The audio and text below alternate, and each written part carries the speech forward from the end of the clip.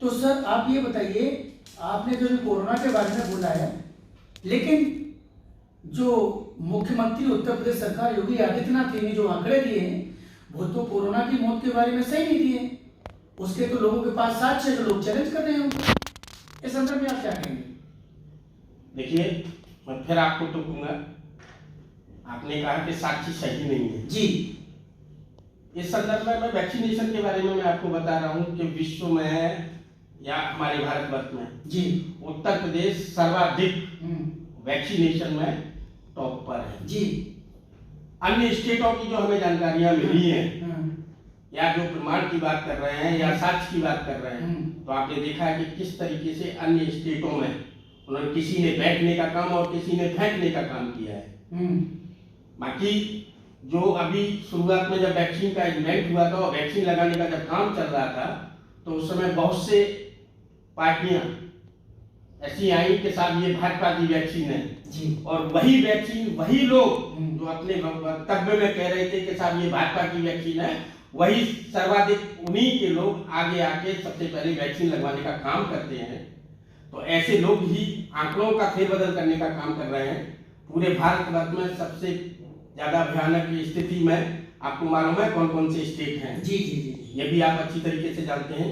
प्रदेश में जो स्थितियां आई, सबसे पहले माननीय योगी आदित्यनाथ जी ने उन स्थितियों को कंट्रोल करने का काम और सर्वाधिक भारतवर्ष में सबसे पहले इसको खत्म करने का काम भी, कोरोना पर कब्जा करने का काम, कोरोना को बिल्कुल दबाने का काम जो काम किया है वो योगी आदित्यनाथ जी के दिशा निर्देशन में हुआ है।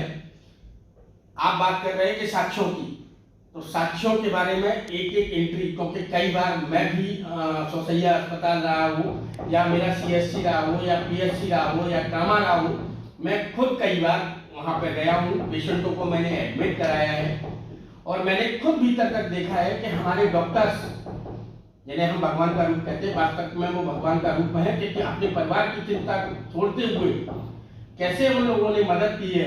तो इसके संदर्भ में अगर ऐसी बातें, भ्रामक बातें आ रही हैं तो वो कतई करके गलत। सोनी जी, मुझे ये बताइए, आपको ऐसा नहीं लग रहा है कि उत्तर प्रदेश सरकार विकास के मुद्दों से, सड़क, सेवा, स्वास्थ्य, रोटी, कपड़ा और मकान, इन जो विकास के मुद्दे हैं सरकार के जो मैनिफेस्टो में दिए गए थे, उन मुद्दों से भटका के, जो उन मुद्दों को दबा के कोरोना में दिमाग को डाइवर्ट नहीं किया जा रहा है कि लोग विकास ही भूल जाएं और 2022 में चुनाव है।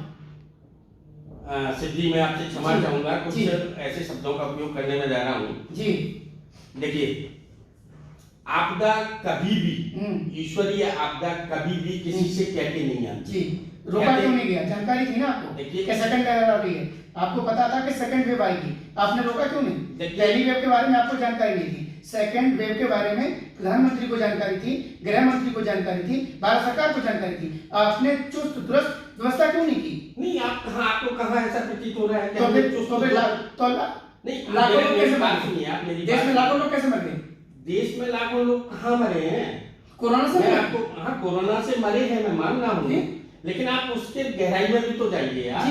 आप उसकी गहराई में जाने का काम करिए। उस संदर्भ में आपको बता रहा हूँ, उत्तर प्रदेश की मैं बात कर रहा हूँ, बाकी शिशु नेतृत्व तो जानता है, इस प्रदेश का मैं मूल निवासी हूँ, प्रदेश की मैं बात कर रहा हूँ कि मेरे प्रदेश के अंदर पहली बात ये कि जो आपको भ्रामक रिपोर्ट जो प्रसारित की गई है उसकी मैं आपको क्लैरिफाई कर चुका हूँ।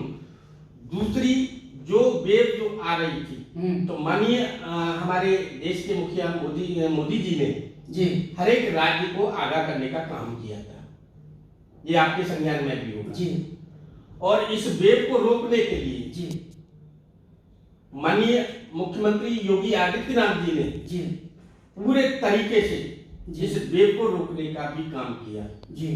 आज की स्थिति आप देख रहे होंगे कि अधिकतर हमारे जिले कोरोना मुक्त हो चुके हैं। जितनी स्पीड से माननीय मुख्यमंत्री जी ने काम किया है, उसकी जितनी भी सराहना की जाए वो कम है। बाकी भारतीय जनता पार्टी के संगठन के स्वयंसेवक और संगठन के लोग घर घर जाकर उन्होंने तामीरदारी का काम किया है। जो भी हमारे भाई और बहन वगैरह जो इस कोरोना से पीड़ित थे जी। उनको मदद पहुंचाने का काम किया है, ऑक्सीजन पहुंचाने का काम किया है, एडमिट कराने का काम किया है और हर समय उनके साथ एक दूसरे के लिए समर्पित भाव से इवन दैट शमशान घाट तक भी खड़े रहे हैं। जो हमारे भाई बहन हमको छोड़ के गए हैं उनके वहां तक उन्होंने साथ देने का काम किया है। चेयरमैन साहब मुझे ये बताइए, आप सरकार के गुणगान कर रहे हैं, पार्टी की गुणों की बखान कर रहे हैं, आपको कितने साल, आपको जो चेयरमैन का समय कितने दिन का समय, आपका जो चेयरमैन काल रहा है कितने दिन से आप चेयरमैन हैं यहाँ पे सिरसागंज से?